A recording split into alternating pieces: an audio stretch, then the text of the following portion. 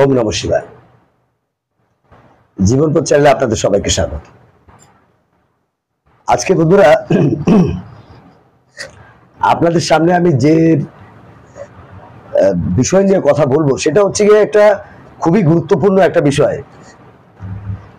যে বিষয়টা আপনাদের প্রত্যেকেরই খুবই জানার দরকার। আমরা বলি শাপির দোষ বা পিতৃদোষ। পিতৃদোষ বলি, আমাদের হাতের ভিতরে কোন জায়গায় আমাদের মনে হতে পারে যে শাপির দোষ বা পিতৃদোষ হচ্ছে। আমাদের যদি এটা হাত হয়, তাহলে আমাদের যদি এই যে শনি এবং রবি এরা যদি দেখি একে অপরের দিকে পুরো ঢলাঢলি করে আছে, বা যদি দেখা যায় যে এরা একে অপরের সঙ্গে একদম পুরো জুড়ে আছে, কিংবা এই জায়গায় কোনো কালো তিল ধাব্বা কিংবা একটা অবিন্যস্ত ভাব দেখা যায়, সেই ক্ষেত্রে এটাকে শাপির দোষ বা পিতৃদোষ বলে ভাবতে পারেন। যেখানে মান সম্মান হানির ভয় থাকবে, যেখানে কিনা আপনার কোনো কাজ একবারে হতে চাইবে না, বারবার প্রয়াস করার পরে হবে এরকম। কিন্তু আমি একটা অন্য বিষয় নিয়ে এখানে বলছি আপনাদের। আমাদের কুণ্ডলিতে যেখানে শনি আর রাহু থাকে সেটাকে আমরা শাপির দোষ বলছি। এবং এই শাপির দোষের চক্করে পরে বহু মানুষ তার সুন্দর একটা ভবিষ্যৎকে নিজেই জলে অঞ্জলি দিয়ে দিচ্ছে। কিরকম ভাবে একটা জিনিস দেখুন, এক নম্বর কথা, কোনো গ্রহই খারাপ হয় না, কারণ প্রত্যেকটা গ্রহ হচ্ছে গিয়ে একটা সিস্টেম, একটা নিয়ম। তার মানে একটা গ্রহ কি করে খারাপ হতে পারে? একটা গ্রহ যাদের রাহু অ্যাক্টিভ আছে তাদের বিরাট ধনী বানিয়ে দেওয়ার ক্ষমতা রাখে, আর যাদের খারাপ ভাবে ইউজ করছে তাকে একদম মাটির তলে নামিয়ে দিতে পারে। একজন শনি কর্মকারক গ্রহ, যার পরে বরদান দিয়ে দেবে সে কর্ম করে কুল পাবে না, আর নেগেটিভ এনার্জি দিলে তো কর্মই পাবে না। তাহলে এইটা দোষ হয় কি করে? একটা কথা বুঝুন, যে যদি কিনা শনি আর রাহু কোনো অবস্থায় এক জায়গা থেকে, আমি আজকে সেকেন্ড হাউস বা ধনের স্থানে থাকা এই যে শনি আর রাহুর ব্যাপারে আপনাদের বলবো। যদি দ্বিতীয় ঘরে শনি রাহু থাকে, তাহলে একটা কথা চিন্তা করুন, যে এটা আপনার যখনই আমাদের মতন লোকের কাছে আপনি আসছেন, বলছি আপনার শাপির দোষ হয়েছে, এটা কাটাতে হবে, এটা হবে সেটা হবে, আপনি তো তখন প্রথমেই দোষটাকে অ্যাক্টিভ করে ফেললেন। দেখুন, দোষ বলে কিছু তো হয় না, এটা গ্রহের একটা জুটি। শনি আর রাহু এরা দুটো মিলে দুজন গ্রহ এক জায়গায় বসেছে। এবার প্রথমে আপনাকে বুঝতে হবে শনি কে আর রাহু কে, এদের ক্ষমতা কি, এরা করতে পারে কি, এরা কি করার ক্ষমতা রাখে, এবং যে স্থানে বসে আছে ধনের স্থান বা কুটুম্ব স্থান, এখানেও কি কি ক্ষতি করতে পারে বা কি কি ভালো করতে পারে, কি কি বিষয়বস্তু আছে, এটাকে আপনাকে প্রথমে জানার দরকার। দেখুন, যখন আপনি কোনো বিষয় নিয়ে জানবেন বা আপনার জ্ঞান হবে, জানবেন যে সেই বিষয় সম্বন্ধে আপনার যে মনের ভিতরে ধারণা থাকবে, সেই ধারণা যদি পাল্টে যায়, তাহলে আপনি সেই দোষমুক্ত হয়ে গেলেন। দোষ তখনই হবে যখন আপনি সেই জিনিসটাকে দোষ ভাবতে আরম্ভ করবেন, আর যদি গুণ ভাবতে আরম্ভ করেন, সেটাই আপনার কাছে গুণের মতন। কারণ কি, যে কোনো বিষয় আমাদের যখন সাবকনসিয়াস মাইন্ড যেটাকে মান্যতা দেয়, মেনে নেয় আর কি, আমাদের অবচেতন মস্তিষ্ক যখন কোনো বিষয়টাকে মান্যতা দিয়ে দেয়, হ্যাঁ এটা, তখন কিন্তু সেটা আমাদের জীবনে, আমি একটা অঙ্কুর পুঁতে দিলাম, বীজ পুঁতে দিলাম আর কি, সেই বীজ কিন্তু গাছ হয়ে উঠবেই। বীজ এমন জিনিস, ধরিত্রীর বুকে যখনই কোনো বীজ ফেলা হয়, মাটির তলে যদিও চলে যায়, ও একটা অঙ্কুরোদ্গম করবেই করবে। যার ফলে কি হচ্ছে, আপনি যখনই শাপির দোষ শুনছেন জিনিসটাকে, তখনই কি হচ্ছে, আপনার ভেতরে একটা, আপনি বীজ পুঁতে দিলে একটা দোষ রয়েছে আপনার। এই জন্য জীবনে কোনো একটা কিছু ভালো হওয়া, মন্দ হওয়া বা কোনো কিছু হওয়া মানে ওই দোষের কারণে হচ্ছে। আপনি নিজের দোষটার দোষ দিতে হবে, আপনি নিজেরটা কিন্তু বুঝছেন না, যে আপনার এই কাজটা করার পিছনে আপনার কতটা প্রয়াস ছিল, আপনার কতটা উদ্যোগ ছিল বা আপনি কতটা এই বিষয়ে এনার্জেটিক ছিলেন সেটা আসছে না। আপনি ভাবছেন কি ওই দোষের কারণে হয়নি। আমি কয়েকটা কুণ্ডলি দেখিয়ে দেব, কয়েকটা কুণ্ডলিতে যাদের এই যোগ এখানে কেন, পঞ্চমে কেন, বিভিন্ন জায়গায় দেখিয়ে দেবো, তারা বিরাট বিরাট জায়গায় আছে। এমন একজন ব্যক্তি আছে যে কিনা এই শ্রাপিত দোষ শুনে আজ থেকে 5-6 বছর আগে আমার কাছে এসেছিল, বলছে যে অমুক শাস্ত্রী, অমুক বড়, এরকম বলছে 70,000, 80,000, 1 লাখ টাকা লাগবে এই দোষ কাটাতে। আমি বললাম এটা কোনো যোগ নয়, দোষ নয়। দ্বিতীয় ঘরে হয়ে আছে মানে যদি ব্যক্তি এটাকে দোষ মনে করে তাহলে এটাকে দোষ, সেটার পিছনে দৌড়তে আরম্ভ করবে। দোষ যদি এটাকে না ভাবে, এটাকে মনে করে এটা গুণ, ক্ষমতা। শনি কি? শনি হচ্ছে গিয়ে আমাদের কাল, সময়, কর্ম, লেবার ক্লাস, মেটেরিয়ালিস্টিক জগতের লোক। শনি কি? মাটির ভূমি থেকে উঠে আসা যে কোনো বিষয়বস্তু। শনিকে, শনি হচ্ছে সিস্টেম, শনি হচ্ছে গিয়ে জাজ, যে কিনা সমস্ত আইনের বিধান রচনা করেন।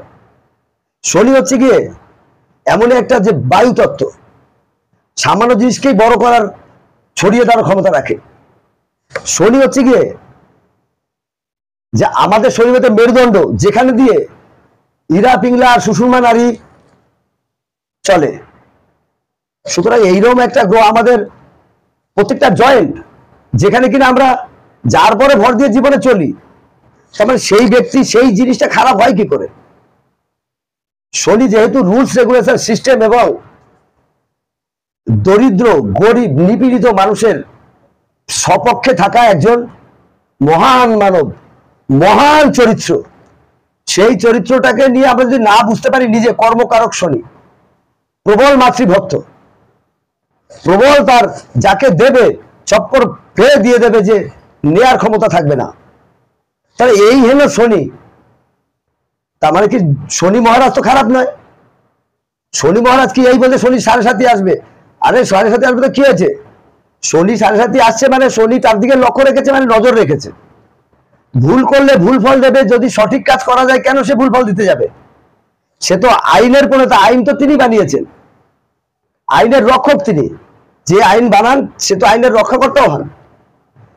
তাহলে শনিকে তো আমরা কোনো মতেই খারাপ বলতে পারবো না, যে হচ্ছে সিস্টেম, কাল, সময়। তাহলে আর রাহুকে, রাহু হচ্ছে কি এমন একটা শক্তি যেটা কিনা আমাদের রাহু আর কেতু এর মাঝখানেই আমাদের সমস্ত জগৎ সংসার। রাহু একদিক তো কেতু আর একদিক। আপনি মনে করবেন যে রাহু এবং কেতু এই দুটোকে যে সামলানোর জন্য আপনারা বিভিন্ন ধরনের রেমেডি, বিভিন্ন ধরনের কিছু করে যাচ্ছেন, যে রাহুকে ঠেকাতে হবে, এই করে এইটা করছি, এইটা করছি। আমরা বিভিন্ন ধরনের মানুষকে বলে দিই, কারণ হচ্ছে অনেক সময় আছে একটা বিষয় তার ভিতরে মস্তিষ্কে ঢুকিয়ে দেওয়া, মানে যে হ্যাঁ ঠিক হয়ে যাচ্ছে জিনিসটা, তখন তার ভিতরে একটা ওই শক্তি তাকে একটা জিনিসকে উতরে দেয়। কিন্তু রাহু কি? রাহু হচ্ছে একটা আনকন্ট্রোল একটা ডিজায়ার, যেটা কিনা মানুষের ভিতরে যে ইচ্ছা শক্তির প্রবলতা দেয়, এবং সেই ইচ্ছা শক্তির কোনো লিমিটেশন থাকে না। এত বড় ইচ্ছা শক্তি। তার মানে কি একটা কর্মকারক গ্রহের সঙ্গে যদি রাহুর মতন গ্রহ থাকে, ইচ্ছা শক্তি থেকে যদি কর্ম করার জন্য তার যদি প্রবল ইচ্ছা শক্তিকে জাগ্রত করে দেয়, সেটা খারাপ হয় কি করে? সেটা আপনার কেন খারাপ করবে? তার মানে আপনি নিজের গ্রহ বলতে অন্যগুলো গ্রহ যেগুলো আছে তাদের ভাবধারা অনুযায়ীও বুঝতে হবে আপনাকে। কিন্তু এই যে যোগ যদি হয়, কারণ ভয় পাবেন না একদমই, কারণ কি এটা ভয় পাওয়ার মতো কোনো যোগই নয়। দোষ বলার আগে বলুন যে এটা যোগ। শনি এবং রাহু যোগ জুড়ে আছে একসাথে। একটা জিনিস জানুন, যখন রাহু আপনার জীবনে অ্যাক্টিভ হবে, আপনার কি ডিমান্ড পাল্টে দেবে, আপনার ইচ্ছা শক্তিকে পাল্টে দেবে, আপনার আকাঙ্ক্ষাকে বাড়িয়ে দেবে, এবং সবসময় ও কি আউট অফ বক্স থিঙ্ক করবে। মানে ও সবাই যেরকম ভাববে তার ভেতরের ভাবনাটা একটু সবসময় অন্যরকম হবে। মানে কি অন্যরকম ভাববে, যেটা কিনা সবাই ভাবছে না। এটা তো অনেক বড় একটা জিনিস। জেনারেল মানুষ সব একভাবে চলছে, সে একটা আলাদাভাবে চলে আলাদা কিছু সৃষ্টি করতে পারে। তো আমরা পজিটিভ ভাবে নেব সবসময়। আমরা একটা শক্তিশালী ভাবে পজিটিভ ভাবে এই শক্তিটাকে নেব যে এই যোগ আছে মানে আমি ধন্য। কর্মকারক গ্রহের সঙ্গে ইচ্ছা শক্তির প্রাবল্য রয়েছে যার হাতে, সেই ব্যক্তির সঙ্গে জুড়ে আছে যে ব্যক্তি, সে যদি সঠিক মানসিকতার ভিতরে একটা ইনপুট করে যে এই যোগটা আমার শক্তিশালী যোগ, এই যোগে আমাকে বিশাল ধনের ধনী হতে পারে। কারণ কি, দ্বিতীয় ঘরে যদি শনি থাকে, প্রথম দৃষ্টি কোথায় দেবে? তার সুখ স্থানে দেবে, মায়ের ঘরে দেবে। দেখুন প্রত্যেকটা গ্রহের যে দৃষ্টি হয়, যদি দৃষ্টিটাকে আপনি সেই গ্রহটাকে আপনি নিজের মতন করে ভাবেন, কর্মকারক গ্রহ, আপনি যদি কর্মের প্রতি আপনি পূর্ণ দৃষ্টি রাখেন, কখনো না ভুলভাল কর্মের দিকে আপনার মন যায়, কখনো না। কারণ কি, শনি একটা মেলাফিক গ্রহ, আপনার ভিতরে ধনের স্থানে আছে, রাহু ধনের স্থানে আছে, আপনার ভিতরে এক্সট্রা ইনকাম করা বা আজে বাজে ইনকাম করার প্রবণতা আসবে। কিভাবে আপনি ধন রাতারাতি বড়লোক হয়ে যাবেন সেই চিন্তা আপনার কাছে আসবে। কিন্তু এটাকে তো আপনাকে বুঝতে হবে যে আমার মন মানসিকতা যে আসছে, কোনো জিনিস কর্ম ছাড়া তো হয় না। বিনা কর্মে ধন লাভ করা, কারণ কি দ্বিতীয় ঘরে থাকা মানে অষ্টম ঘরকে দেখছে। অষ্টম ঘর হচ্ছে আমাদের কি বিনা পরিশ্রমে প্রাপ্ত ঘর। আমি যেটা বিনা পরিশ্রমে আমরা জীবনে ধন পেয়ে থাকি বা যা কিছু সুখ শান্তি যা কিছু পেয়ে থাকি বিনা পরিশ্রমে যেটা হয়, সেই হাউসের দিকে নজর রেখেছে ওরা। তবে আপনার ভিতরে যে টেন্ডেন্সি থাকতে পারে যে আপনি রাহু মিথ্যের আশ্রয় নিতে পারে, একটা সবসময়ের জন্য একটা হঠাৎ বড়লোক হওয়ার একটা আকাঙ্ক্ষা থাকতে পারে।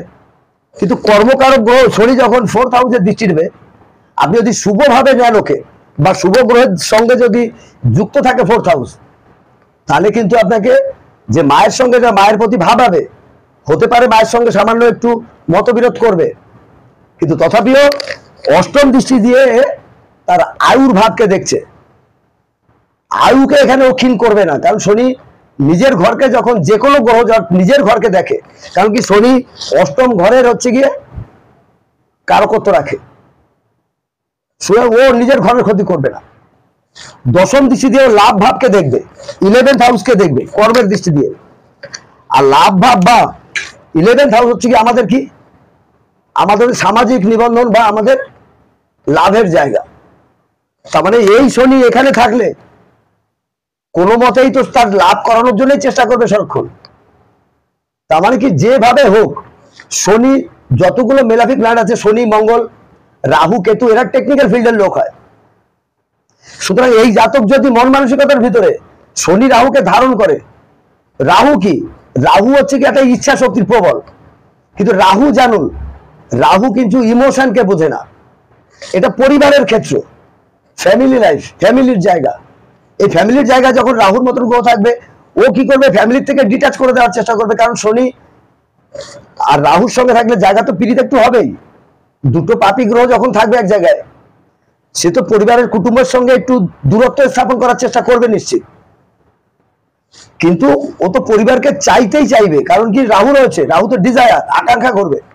কিন্তু পরিবারের লোকজন কোনো না কোনো ভাবে হয়তো তার প্রতি সেই ব্যবহার না করলে অবশ্যই সেই ব্যক্তি মন একটু পরিবার থেকে ছুটে যাবে, দূরে হয়ে যাবে।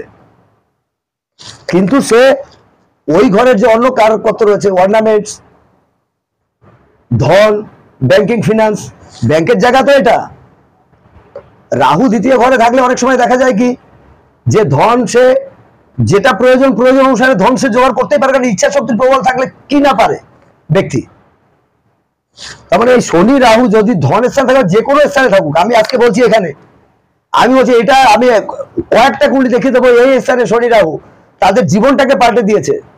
তারা একটার পর একটা চাকরি পছন্দ হচ্ছে না, অন্য জায়গায় পরীক্ষা দিচ্ছে, সেই এক্সামিনেশনে সে চাকরি পেয়ে যাচ্ছে, এবং তার যে মনের আকাঙ্ক্ষা সম্পূর্ণভাবে পূর্ণ করার সুযোগ পাচ্ছে। কিন্তু সেই ব্যক্তি পরিবারের ভিতরেও আছে, পরিবারের সঙ্গে ডিটাচও হয়নি, পরিবারের সঙ্গে দূরত্বও রাখেনি, কারণ সেগুলো প্রত্যেকটা আমাদের ভাবনা। অন্যান্য গ্রহ যদি চায় পরিবার থেকে দূরে থাকো, দূরে করে দেবে। সেই ক্ষেত্রে মানুষ যদি নিজে মনে করে যে না, আমি এই যোগটা আছে, এর সঠিক যে সিদ্ধান্ত, সঠিকভাবে এই যোগকে ব্যবহার আমি জীবনে করব, তাহলে এই যোগ কোনোদিনও খারাপ হতে পারে না। অপরপক্ষে হাতে যদি দেখি রাহু শনি আর সূর্য এক হয়ে আছে, সূর্য সম্মান, শনি হচ্ছে গিয়ে একটা সূর্যকে যখন দেখবে পীড়িত করতে পারে, সম্মান হানি করতে পারে, একটা ভৌতিক একটা মানে মানসিকতার ভিতরে। কারণ কি যখনই কোনো গ্রহ ডাউন হয় রাহুরই প্রভাব ওখানে থাকবে বলে মনে করতে হবে। তার মানে রাহু ওখানে অ্যাক্টিভেশন পেয়ে যায়, যার ফলে তার মন মানসিকতা সবসময় একটা কোনো কাজ হচ্ছে না, মন ভ্রান্ত ধারণা নিয়ে চলতে থাকে ব্যক্তি। পজিটিভ থিঙ্কিং করুন, সবসময় ভাবুন যে না এই যোগ আমাকে অনেক শক্তি দিয়ে রেখেছে, আমার ভিতরে এত শক্তি আছে যে আমি যে কোনো কর্ম কোনো সফলতা আমি পেতে পারি। মাইন্ডসেট টোটাল হচ্ছে কুণ্ডলীর ভিতরে টোটাল মাইন্ডসেট। কারণ কি আপনার মন মস্তিষ্ককে যদি আপনি ঠিক মতন ব্যবহার করতে পারেন, কোনো যোগটাকে দোষ বলে আপনার মনে হবে না। দেখুন যে কোনো যোগ কখনো দোষ হবে, প্রত্যেকটা গ্রহেরই একটা পজিটিভ এবং একটা নেগেটিভ সাইড আছে। শনির যেমন একদিকে প্রচুর ধনী করতে পারে, কিন্তু যেহেতু দুঃখকারক যে ভাবের পরে থাকবে সেই ভাব সংক্রান্ত কিছু দুঃখ দিয়েই থাকবে, মানসিক কষ্ট দিয়েই থাকবে, কারণ দুঃখেরই কারক গ্রহ। সেই ভাব সংক্রান্ত পীড়াও দেবেই, কিন্তু সেই পীড়াটাকে আপনি কখন বাঁচতে পারবেন? যখন সেই কর্তব্যে আপনার সেই জায়গাটা কখনো, কারণ শনি কর্তব্যের গ্রহ, কর্তব্য আপনি না পালন করে থাকবেন না, কর্তব্য পালন করবেন, তখন ওই দোষটাই যোগ হয়ে যাবে।